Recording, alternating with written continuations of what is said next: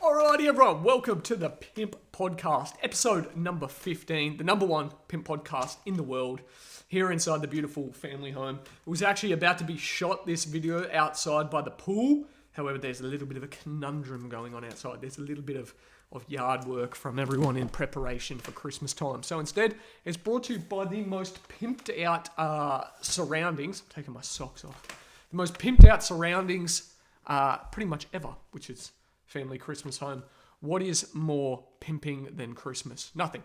Santa Claus is probably the number two most pimp man in the world. He goes around spreading happiness, bringing presents to everyone, riding around like a fucking Don on his big old Christmas sleigh. So now, we didn't get a potty up yesterday as I've been compiling guests. I know I said it'll be an everyday thing, and it will be an everyday thing, okay? Just cut some slack. We're just starting this motherfucker off. However, we've now got a list of guests that I'll be bringing on. Personal friends, people that I haven't met. There are some really cool podcasts lined up. I even have people that want to keep their identity secret. I'm not going to disclose why, but they want to keep their identity secret, but they make a lot of money.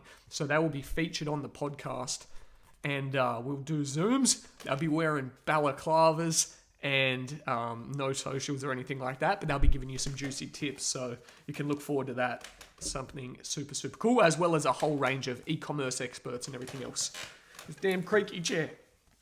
Now, we want to do a numbers breakdown. How did we perform this week? As I said, this is the most honest podcast in the world. Last week, I think I finished off profit-wise around $8,000 to $9,000 profit from the course and the OnlyFans girls. This week, and this isn't a validation of, dudes like to fucking do this. You see this a lot. They think there's never slower weeks. And they try and portray that they're always winning, and that's not how business works. Not to say I'm not winning this week, but the numbers are nowhere near what they are last week. Last week I finished off $8,000 to $9,000 profit. This week, all up, it's only Friday, so I still have today, tomorrow, and Sunday, but I'm probably at around $3,000 profit. Now, I am not worried about that in the slightest, because it really hasn't been a loss of a week. I could have been more in profit, but I've been using the budget to test out new things. Now, if you listen back 2 podcasts ago, I talked about putting a lot of budget into Google ads, okay, so that you will see pretty much the views and the subs on this channel grow rapidly. Now, the click-through rate from that Google ad is insane. So let me do a little numbers breakdown of how much money I'm making this week and what I'm spending the other money on. The Google ads, I'm pumping, at the moment, I'm getting around a 5-cent CPV. So if you don't know what a CPV is, okay, my fellow pimps, it stands for cost per view. It's costing me around 5 Australian cents per view, okay? 5 Australian cents per view. Now, I'm running a Google ad budget of $50 a day on one video and then a few other ads as well that I've been testing, but let's stick with the Google. And so it's gaining around 1,000 views a day. Now, it fluctuates a little bit. I think yesterday it did 996, and then today it's compensated like 1,020 or something, but it sits around that average 5 cents per view, which is awesome because the amount of subscribers that we're gaining is you can see the channel's growing faster. And you can also see, obviously, that some of these people are transferring across to the course. And that's something where I'm slacking at the moment. I really need to set up UTM tracking links so that I can know that, yes, this fucking thing is coming from YouTube, because Teachable doesn't have anything integrated like Shopify does. Shopify, it tracks everything. Someone will click through from YouTube and purchase. It'll say, this customer, their first session come from YouTube 22 days ago, and this is the activity that they've had revisited 8 times. That's already integrated. You could use Hyros. I've heard a lot of people say it's an incredible system and stuff like that. At the moment, it just doesn't justify the costing when I can set up UTM links and I can go ahead and integrate the Facebook-based pixel code on Teachable, which I'm going to do. The rest of the money's being spent on Shopify. Not on fucking Shopify. What am I doing? The rest of the money's being spent on Facebook ads to collect emails.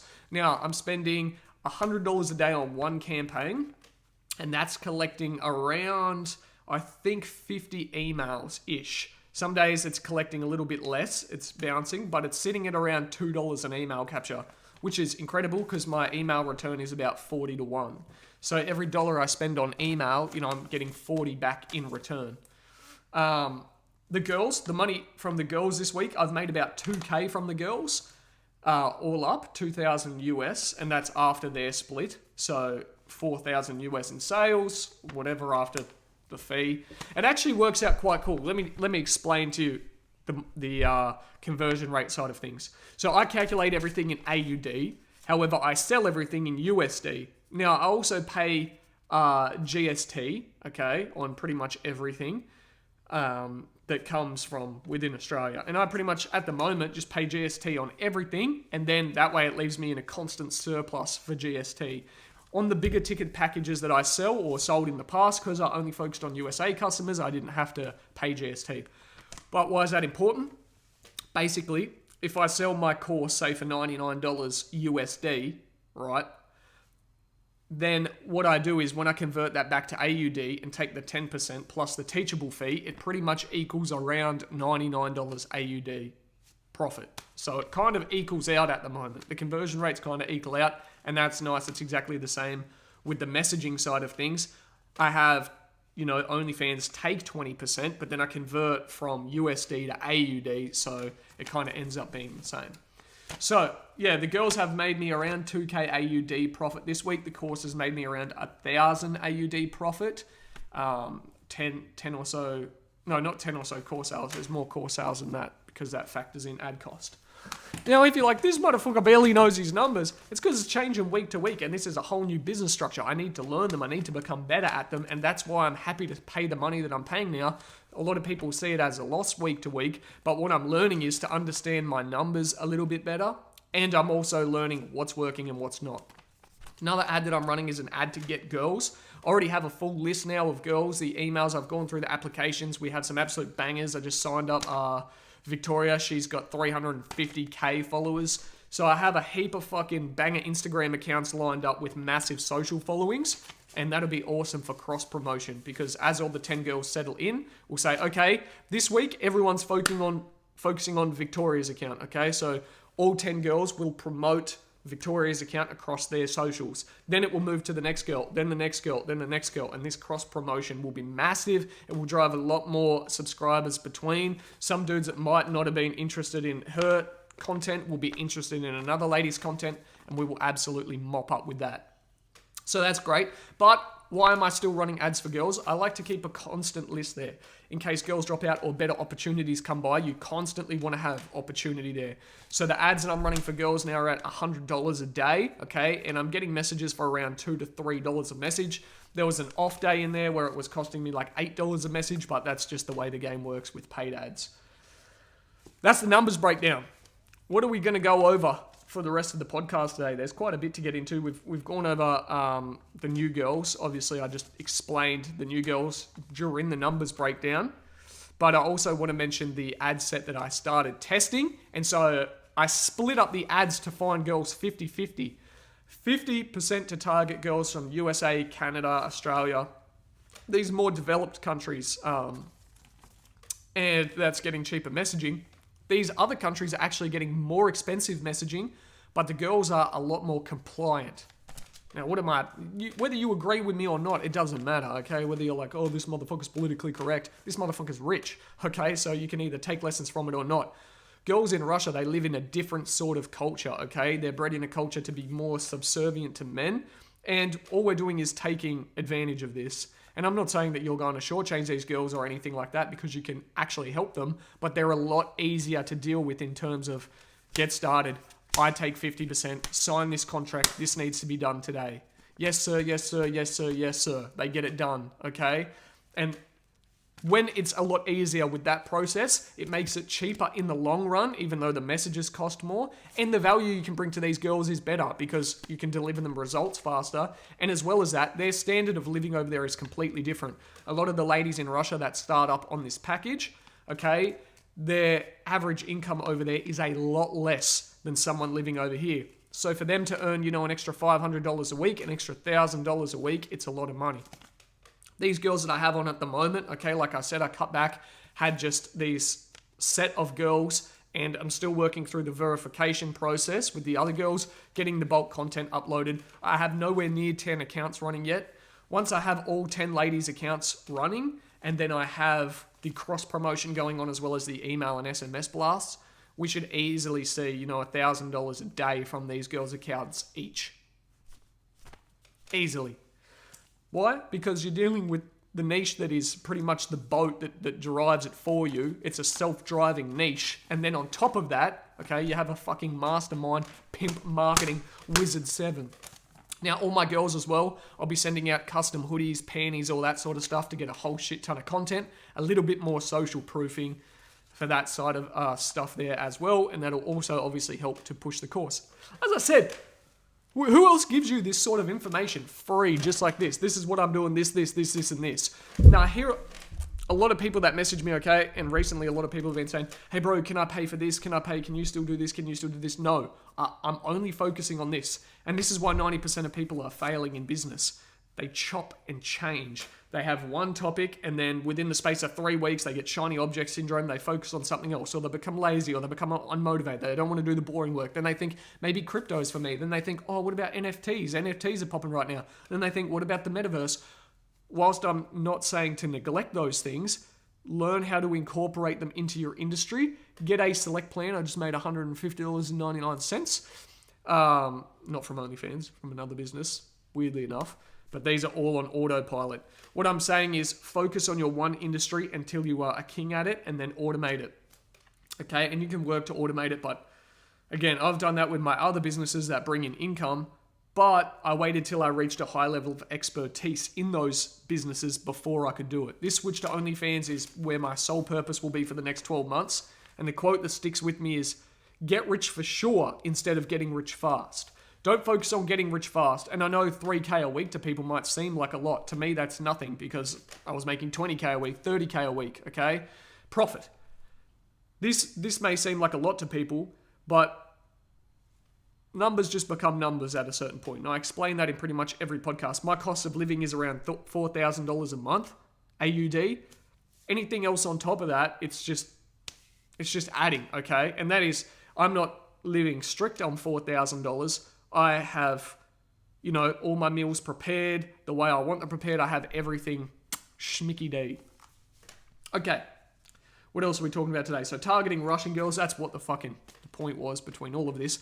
Because of the cost of living with Russian girls, you can bring them a shit ton more money. They're going to be a lot happier, and you can really help and change their lives. So if you're starting out, you don't have your 10 girls, highly recommend promoting not just to the developed country audiences, but look out to Russian girls, Latvian girls, all these sort of places, okay? See what value you can bring them, and look for the girls with bigger followings over there. And a lot of dudes from these countries like foreign women, like European women. So the sell is a lot easier because you can target the same dudes.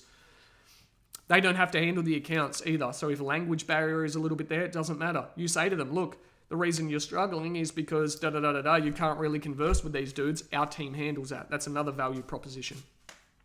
Now, if it sounds like I have a little lisp today, I do.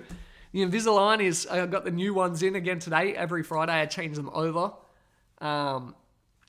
You probably think this motherfucker's teeth are shit, and they are still. They're очень кривые. No, they will get better. So Invisalign's in. It's a 1-year treatment plan. Once all my teeth are perfect and straight, then I'll be getting them veneered in Turkey so that it's just the world's most exotic smile you've ever seen. When I smile, I want people to be like, fuck, that can't, they are too white. I want them to be like, bro, they are too white. And that's what they will be. That's like these ones here, for example. A lot of people are like, oh, I'm weird about my teeth or whatever. I have zero insecurities. My insecurities, I've learned to just be open with them, address them, and then work towards them. So I don't see anything as insecurities anymore.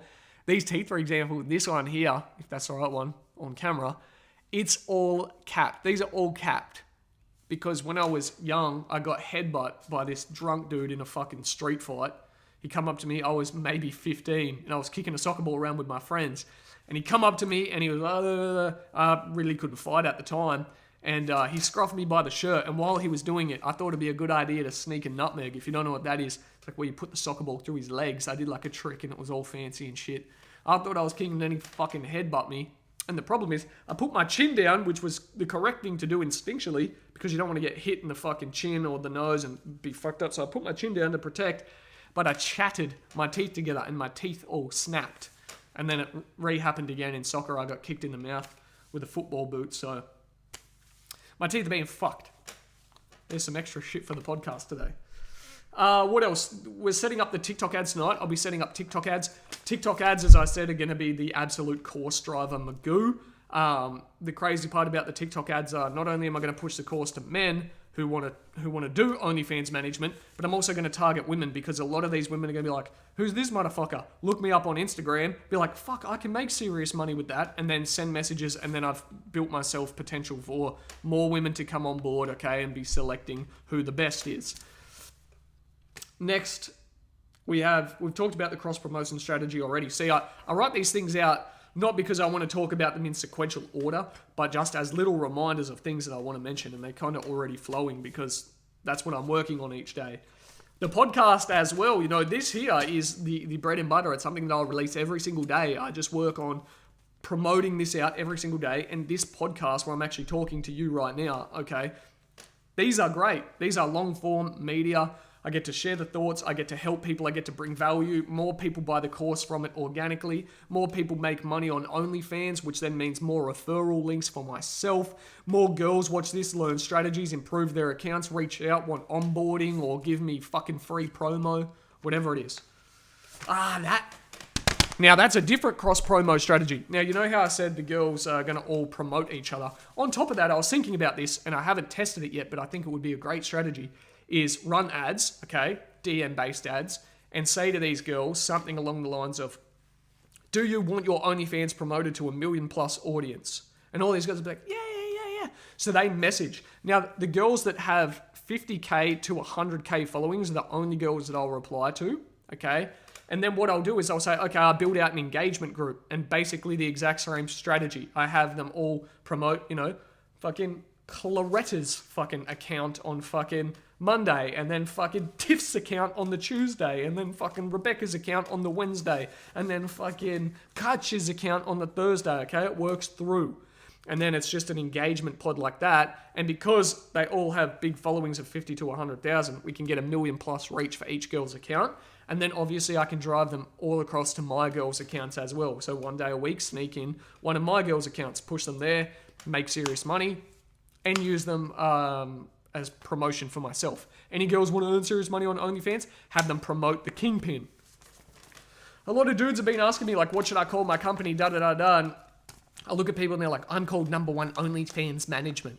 No one's going to remember that in 10 years. The problem is, if you do that, okay, you have essentially stopped your ability to brand in the future if OnlyFans becomes obsolete. And this is where a lot of people go wrong. They call it FacebookAutomation.com, okay? What happens when that becomes obsolete and you've built your entire brand around that, okay? What if Facebook disappears? You're fucked!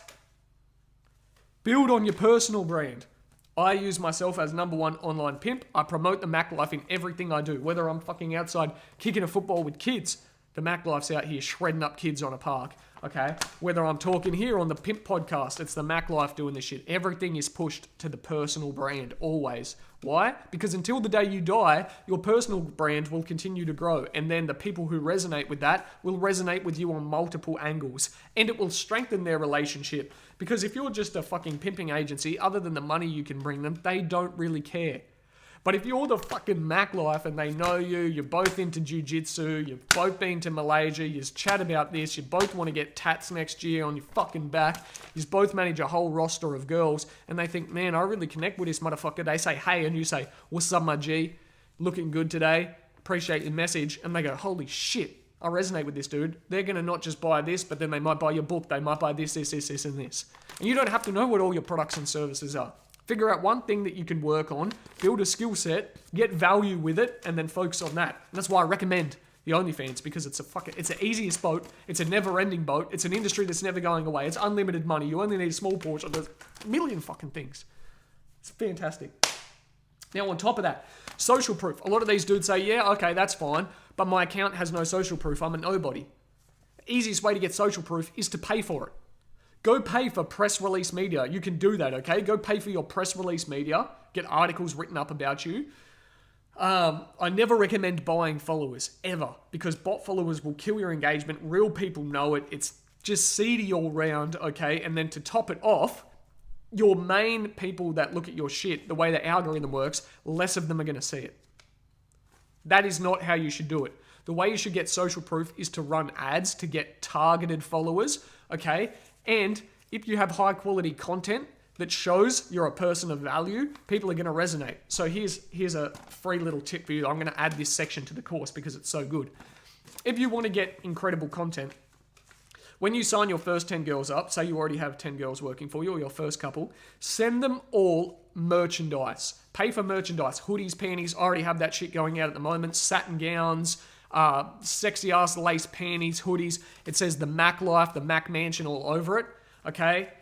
They're going to take a shit ton of content, each girl, and then I'll be able to promote that across all my socials, use that to boost the course, use that for social proofing, everything else. So when that quality content arrives, I can use that. Now, if you don't have girls and you're like, well, how do I do it without girls? Pay for ads. Run ads and say to these girls, look, run an ad and say, we give you free merch and all you need to do is promote us on your socials, because here's another bonus, and take pictures for us. Plus, we pay you. What girl's going to say no to that? Select the sexy looking ones and say, here's a fucking hoodie. You need to take sexy photos in it, okay? And a lot of people are already going, yeah, but what if they don't? Then write it off as a loss. Who cares? A percentage of people will do that shit. Learn, that's business. Stop going, what if they? Just fucking do it. So get the shit sent out, okay? Go to these girls, run the ads and say, look, we'll pay you $50. We'll send you a free hoodie. What's your size? All you need to do is pop it on your socials. You get to keep all the merch and you send us a few sexy photos. If it's sexy ass lace panty shit like that, what girl's going to say no to getting paid and getting free merch in exchange for photos and a shout out? And then just pick the hot ones. There you go. Now you have things. Get girls to say custom videos. Oh, and never lie in these videos. Never have them pretend you're the working girls or anything if they're not. Just have them give their genuine thing. Oh, the Mac fucking Mansion, they sent me this fucking custom sexy hoodie and paid me for it. Absolute killers. Thank you so much. Oh, check out me fucking nip. And then they send a video like that, okay? Use that. People resonate with truth. They resonate with the realness of it, and it brings social proof. It shows that you're a person of value. You've given these girls value. In return, you'll get value. So that's how to do social proof. I'm going to show exactly how to do that rather than just sporadically inside the course. I'm going to put an actual fucking thing there for it where I teach you how to do that after I run those ads myself, because I'm going to test out a few of those. I won't really need to do it because I already have all the girls that work for me. Plus, I can leverage the girls on the waiting list. I can say to the girls on the waiting list, look, we're not ready to have you on board yet, but if you want to increase your chances of coming on board with the management, plus get free access to the Mac course, okay, I'm going to send you out free merchandise, and all you have to do is promote it on your socials and send some sexy content back. I'm leagues above. Leagues above. See the lights in my eyes? That's that professional ring lighting. Now, I'm also getting the iPhone 13. I need to order that, so I'm keen to see the quality change. The Zoom lesson that I put out, not the Zoom lesson, the Zoom podcast I did yesterday, I recorded that on the brand new iMac high quality, except it come out fucking shonky. Like, it's running at 360 or 480p on YouTube. So Zoom mustn't be able to download high quality. I did some research. It said you can change it in the settings, but I couldn't find that setting. So the next podcast will be of higher quality. What I'm going to do is have the Zoom, but then run it on QuickType. And I really didn't like how the video, it recorded by showing me when I'm talking and then someone else when they're talking. I want both, faces. So I'm going to set up the parameters where it's 50-50. We're talking, set up the QuickTime on the Mac, and then record like that. When I'm overseas, okay, and I'm traveling, it's going to be just as easy to set that up on the Mac because I'll have the MacBook Pro and I can do the exact same thing with QuickTime. The only issue is I'm going to need a little travel mic for the Mac because the inbuilt one won't be good enough. I have a Yeti, but that's going to take up a fuck ton of space to travel with me in it. I'm fitting everything in a carry bag, so who knows if that can come yet. Last thing, what am I working on today? This is the motto that I take to get ahead in life, right? And it's super easy. Yes, I like to work hard and I work long hours, but I don't have to. And I'll still be just as successful if I don't. Shocking, right? Here's how. It's a method called the one thing. If you don't know what the one thing is, each day I write down, what is the one thing I can do today that is going to get me to X, okay, my goal, and here's where it makes it harder, makes everything else either easier or obsolete. I ask a very big question, one that helps me achieve my goal. So, for example, What is one thing I can do today that's going to help get me to $20,000 a week profit from these girls? Okay, so first goal. Okay, what's the one thing I can do that's going to get me to $20,000 profit a week from these girls and make everything else either obsolete or easier? Now, there's actually 3 parts to that. I have to be able to, it has to work towards my goal, and I use the word can do, not should do, would do, could do, maybe do. It's what can I do, which implicates and basically implicates the fact that I am going to take action on that. What's the one thing I can do? What's the one thing I can do that will get me to $20,000 profit a week on my OnlyFans business and make everything else easier or obsolete? So then it becomes a really big but really specific question. And this ties together 2 books, The One Thing and The Magic of Thinking Big. I'm asking a very big but very specific question, which means to find the answer, I need to come up with a very big but very specific answer. Most people go wrong because they say, how can I become a millionaire? Look at how many possibilities there are of doing that. You've asked a very big but very broad question. So you're going to get a very big but very, very vague answer. When you ask a big but specific question, you need to come up with a big but specific answer. And I don't say to my brain, you need to figure that out within 10 seconds. Most people say, well, I don't know what it is. You're not meant to know. Otherwise, you'd already be there.